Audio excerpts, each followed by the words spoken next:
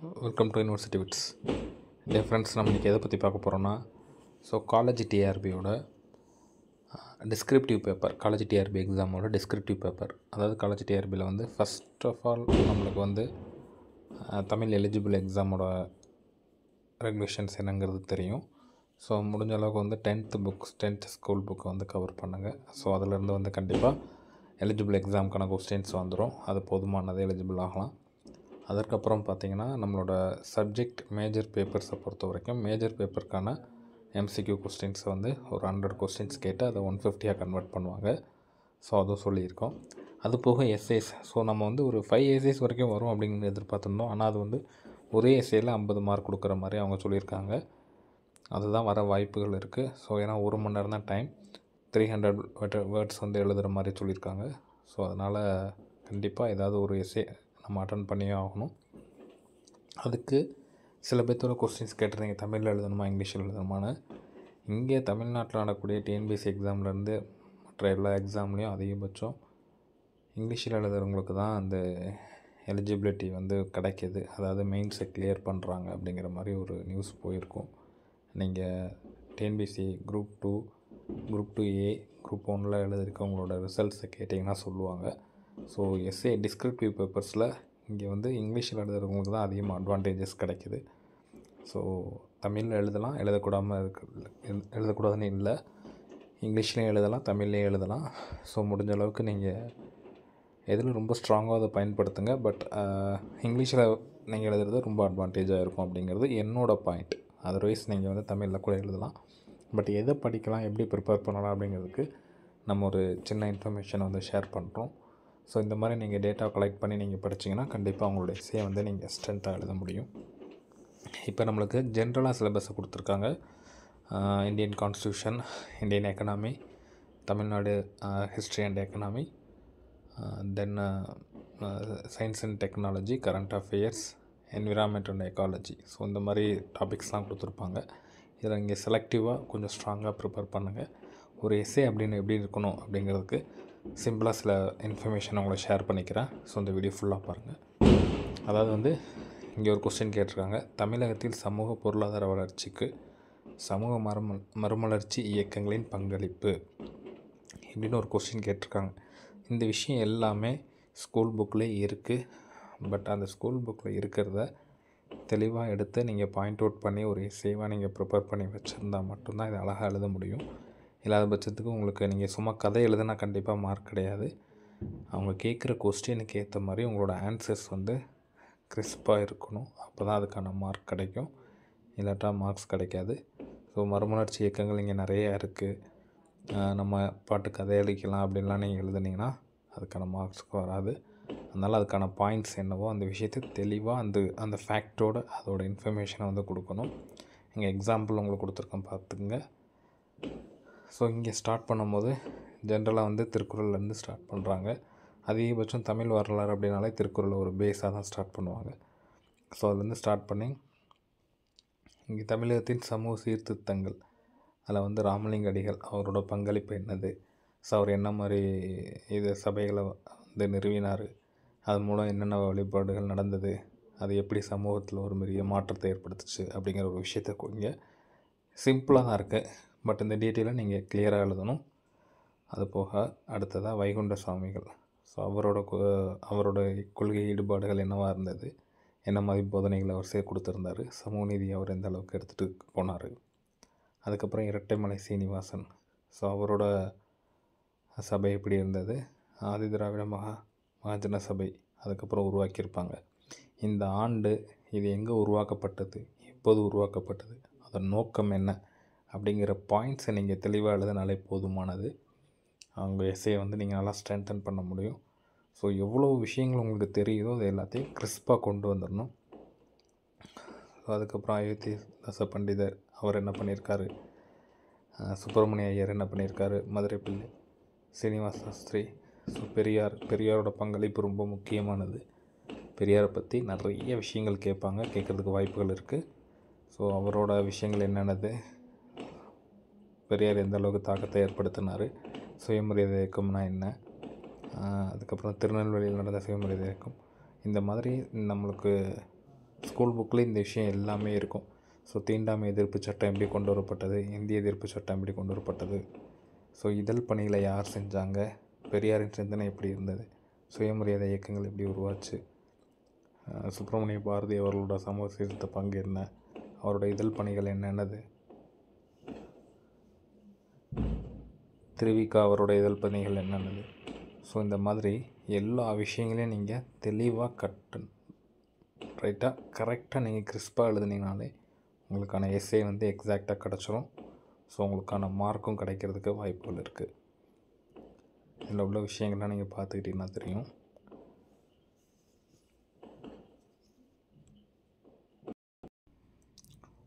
தமிழ்நாட்டில் தொழிலாளர் இயக்கங்கள், ஸோ என்ன மாதிரியான தொழிலாளர் இயக்கங்கள்லாம் உருவாக்கப்பட்டது, எந்த வருஷம் உருவாக்கப்பட்டது அப்படிங்கிற ஒரு விஷயத்தெலாம் தெளிவாக பாருங்கள். கடைசியாக பார்த்தீங்கன்னா தெரியும், சுயமரியாதை பொது உடைமை இயக்கங்களின் மீதான செங்காரவேலரின் தாக்கம். ஸோ இங்கே வந்து பிராமணர் இல்லாத பாகுபாடு வந்து காங்கிரஸ் கட்சி நிலவியது. இதை கண்டித்து பெரியார் விலகினார். ஸோ அதுக்கப்புறம் பெரியார் வந்து சமூக நீதி கட்சி அப்படிங்கிற ஒன்று பேரே மாற்றினார். ஸோ அந்த கட்சி தான் இன்றைக்கி திமுக அப்படிங்கிற கட்சியை நிற்கிது அப்படிங்கிற ஒரு விஷயத்தையும் நம்ம இங்கே பார்க்கலாம். ஸோ இவ்வளோ விஷயங்களையும் நீங்கள் இந்த பாயிண்ட்ஸ் பிரகாரம் நீங்கள் அவங்க கேட்கக்கூடிய கேள்விக்கு, ஸோ தமிழக வரலாறு அப்படின்னு கேட்டால் அதோட சமூக பொருளாதார வளர்ச்சி, நம்மளோட முக்கியமானதே சமூக மறுமலர்ச்சி தான். தமிழ்நாடுனாலே சமூக நீதி, சமூக மறுமலர்ச்சி. ஸோ இந்த மாதிரி விஷயங்களுக்கான முக்கியத்துவத்தை கொடுத்து நீங்கள் ப்ரிப்பேர் பண்ணுங்கள். இது போக நிறைய இருக்குது, நிறைய விஷயங்கள் இல்லைன்னு சொல்ல மாட்டேன். பட் டீட்டெயில்டாக ப்ரிப்பேர் பண்ணுங்கள். அப்போ தான் இந்த பாயிண்ட்ஸோடு நீங்கள் வந்து பர்ஃபெக்டாக அதை வந்து ஆன்சர் பண்ண முடியும். ஸோ அடுத்ததான் நம்ம இன்னொரு எஸ்ஸே பார்க்கலாம் என்னங்கிறது. இது வந்து பார்த்திங்கன்னா மாடர்ன் இந்தியன் ஹிஸ்ட்ரி. ஸோ இது வந்து இங்கிலீஷில் இருக்கும். இது வந்து ஒரு யூபிஎஸ்சி எக்ஸாமோட பேட்டர்ன். ஸோ இருந்தாலும் உங்களுக்கு ஒரு ஜென்ரல் இன்ஃபர்மேஷன் தான். ஸோ நம்மளுக்கு இந்த டாபிக் வந்து சிலபஸில் இருக்குது. மாடர்ன் இந்தியன் ஹிஸ்ட்ரி அப்படிங்கிறது இருக்குது. ஸோ அதுக்கான என்னென்ன டாபிக்ஸ் இருக்கும், மாடர்ன் இந்தியன் ஹிஸ்ட்ரி என்னென்ன படிச்சிருக்கணும் அப்படிங்கிறதுக்காக தான் இந்த விஷயத்தை நம்ம சொல்கிறோம்.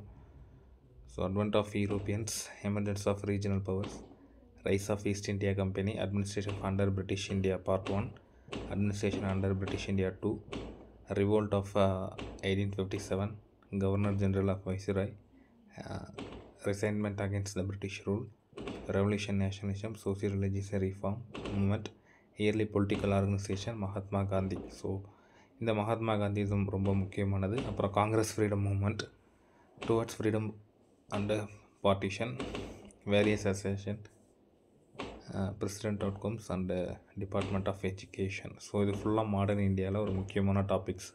ஸோ இந்த டாபிக்ஸ் வந்து நீங்கள் மாடர்ன் இந்தியா படிக்கிறதா இருந்தால் இந்த மாதிரி டாபிக்ஸ்லாம் நீங்கள் கண்டிப்பாக கவர் பண்ணி படித்தே ஆகணும். அதில் என்னென்ன விஷயங்கள் இருக்குது அப்படின்னு பார்த்தோன்னா, இப்போ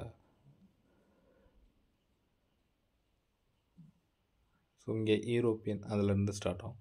ஆல்மோஸ்ட் அந்த டைம்லைன் ஆஃப் லேட்டர் முகலாயர் எம்பீரியர்லேருந்து வந்து ஒரு லாஸ்ட்டு ஸ்டேஜ் அப்படிங்கிற மாதிரி இருக்கும். அதிலேருந்து மாடர்ன் இந்தியா வந்து ஸ்டார்ட் ஆயிரும். ஸோ இந்தந்த ஆத்தர்ஸ் இந்தந்த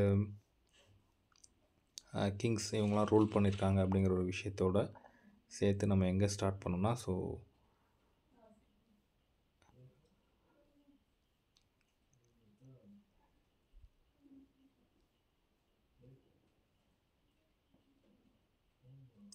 ஆங்கிலோ மராத்தா வார், ஆங்கிலோ மைசூர் வார். ஸோ இந்த மாதிரி வார்ஸ் எந்தெந்த பீரியடில் நடந்திருந்தது, யாராருக்கும் நடந்திருந்தது, ஸோ அதில் என்னென்ன பில் பாஸ் பண்ணியிருந்தாங்க. ஸோ இந்த விஷயங்கள்லாம் இங்கே பார்த்தீங்கன்னா உங்களுக்கு தெரியும். ஸோ இந்த மாதிரி என்னென்ன ஆக்ட்லாம் கொண்டு வந்திருந்தாங்க, fit India act and charter act. So இந்த மாதிரி ஆக்ட் எல்லாமே கொண்டு வந்தாங்க. அதோட தாக்கம் எந்த அளவுக்கு இருந்தது அப்படிங்கிறது இந்த பாயிண்ட்ஸோடு கொடுத்துருக்காங்க பாருங்கள். ஸோ பார்லிமெண்ட் செட்டில்மெண்ட் சிஸ்டம் எப்படி உருவானது, அதோட ரெகுலேஷன்ஸ் என்ன அப்படிங்கிறதையும் பாருங்கள். ரைத்வாரி சிஸ்டம் என்னது, அதோட டெஃபினிஷன்ஸ், ஸோ அது எதுக்காக கொண்டு வந்தது, அதோட ஃப்யூச்சர் என்ன அப்படிங்கிறத பாயிண்ட்ஸையும் பாருங்கள். ஸோ போலீஸ் அட்மினிஸ்ட்ரேஷன், மாடர்ன் இந்தியாவில் எப்போ போலீஸ் அட்மினிஸ்ட்ரேஷன் கொண்டு வரப்பட்டது, அது எந்தெந்த பீரியடில் என்ன மாதிரி சேஞ்சஸ் ஆச்சு. ஸோ அப்புறம் ஜுடிஷியரி சிஸ்டம் எப்போ கொண்டு வரப்பட்டது, சிவில் சர்வீஸ் எந்த மாதிரி டயத்தில் கொண்டு வரப்பட்டது, இதெல்லாம் மாடர்ன் இந்தியாவில் ஒரு மிகப்பெரிய தாக்கத்தை ஏற்படுத்தியது.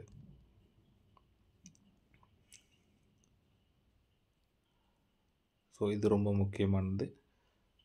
பெருங்கலகம்னு சொல்லுவாங்க தமிழில் பார்த்திங்கன்னா, ரிவோல்ட் ஆஃப் 1857. ஸோ அதோட ரீசன் என்ன, அது எங்கே மாதிரி கிளாஸ் ஆச்சு, எந்தெந்த இடத்துல அந்த கிளாஸஸ் வந்து டிவிஷன் ஆச்சு, அதுக்கு யார் யார் முக்கியமான ரோல் பண்ணால். ஸோ இவ்வளோ விஷயங்களும் நீங்கள் பெர்ஃபெக்டான பாயிண்ட்ஸை வந்து அதில் ஆட் பண்ணி எழுதணும். ஸோ இது வந்து ஒரு சார்ட் மாதிரி இருக்கும் இந்த விஷயங்கள் எல்லாமே. அந்தளவுக்கு இது வந்து நீங்கள் இதை டெவலப் பண்ணி எழுதணும். ஸோ இந்த பிடிஎஃப்பில் உள்ள விஷயங்களும் ரொம்ப valuable. So governor general of Bengal first வந்து நம்மளுக்கு கவர்னர் ஜென்ரல் மூலமாக தான் பிரிட்டிஷ் ரூல் பண்ணுவாங்க. ஸோ அதை வந்து ப்ராப்பரான ஒரு ரூல் அப்படிங்கிற மாதிரி கொண்டு வருவாங்க. அது ஆஃப்டர் ஈஸ்ட் இந்தியா கம்பெனியில் இருந்து வேறு ஒரு ரெகுலேஷன்ஸை ஃபாலோ பண்ணுவாங்க. ஸோ அது இந்த மாதிரி தாக்கத்தெலாம் ஏற்படுத்தினது. இதெல்லாம் வந்து ஒரு பாயிண்ட்ஸை வந்து நீங்கள் டெவலப் பண்ணிக்கிட்டீங்கன்னா எஸ்ஏஎஸாக கன்வெர்ட் பண்ண முடியும். ஸோ யார் யார் முக்கியமானவங்க அப்படிங்கிறத நம்ம நோட் பண்ணி தான் ரெடி பண்ணிக்கணும். அடுத்ததாக இன்னொரு எஸ்ஏ சாம்பிள் எஸ்ஏ பார்க்கலாம். இந்த எஸ்ஏ வந்து பார்த்திங்கன்னா, இப்போ ரீசெண்ட் டைமிங்கில் வந்து artificial intelligence and national security. So artificial இன்டெலிஜென்ஸோட டெவலப்மெண்ட். ஸோ எப்படி வேணால் கொஸ்டின்ஸ் கேட்கலாம். ஸோ ஆர்டிஃபிஷியல் இன்டெலிஜென்ஸை யூஸ் பண்ணி நேஷ்னல் செக்யூரிட்டிஸ் எப்படி டெவலப் பண்ணலாம், அல்லது ஆர்டிஃபிஷியல் இன்டெலிஜென்ஸ்னால் இங்கே வேலைவாய்ப்புகள் குறையுதா, அல்லது அது மூலமாக யங்ஸ்டர்ஸ்க்கு வந்து அதிகமான எம்ப்ளாய்மெண்ட்டபிலிட்டி வந்து அதிகமாகுதா அப்படிங்கிற ஒரு விஷயத்தை டெஃபினேஷனாக கேட்கலாம். ஸோ எந்த மாதிரி வேணால் கொஸ்டின்ஸ் கேட்கலாம். But what is artificial intelligence, அதோட வேல்யூ என்ன அப்படிங்கிறது தெரிஞ்சுருக்கணும். ஸோ அதோட இன்ட்ரொடக்ஷன் பாயிண்ட்ஸ் சில விஷயங்கள் நம்ம ஆட் பண்ணிக்கலாம். ஸோ அது எப்படி ஒர்க் ஆகுது, அதில் என்ன மாதிரி சிஸ்டமேட்டிக்காக இருக்குது, அதை யூஸ் பண்ணி எப்படி நேஷ்னல் செக்யூரிட்டியை டெவலப் பண்ண முடியும், அல்லது நேஷ்னல் எக்கனாமியை எப்படி டெவலப் பண்ண முடியும். ஸோ வேர்ல்டு லெவலில் இந்த இன்ஃபர்மேஷன் டெக்னாலஜி டிபார்ட்மெண்ட்டை எந்த அளவுக்கு நம்ம எடுத்துகிட்டு போக முடியும், ஸோ அப்படிங்கிற ஒரு விஷயத்தில் நம்ம டெஃபினேஷன் கொடுக்கலாம். ஸோ அதுக்கு தேவையான பாயிண்ட்ஸ் வந்து நம்ம கரெக்டாக எடுத்து எழுதணும். இவ்வளோ விஷயங்கள் இதுக்கு பேக்ரவுண்டில் இருக்குது. ஏன்னா அவங்க சயின்ஸ் அண்ட் டெக்னாலஜின்னு கொடுத்துருக்காங்க. ஸோ அது எந்த மாதிரி டாபிக்ஸாக கூட இருக்கலாம், அல்லது ஏரோஸ்பேஸை பேஸ் பண்ணியிருக்கலாம், எஸ்ஆர்ஓ பேஸ் பண்ணியிருக்கலாம், நாசாவை பேஸ் பண்ணி கூட இருக்கலாம். ஸோ எப்படி எது இருக்குன்னு சொல்ல முடியாது. பட் எது இருந்தாலும் நம்மளுக்கு தேவையான அந்த பாயிண்ட்ஸ் ஃபுல்லாமே நம்ம கலெக்ட் பண்ணி வச்சுருக்கணும். அப்போ தான் அந்த எஸ்ஏஸை வந்து நம்ம கம்ப்ளீட் பண்ண முடியும்.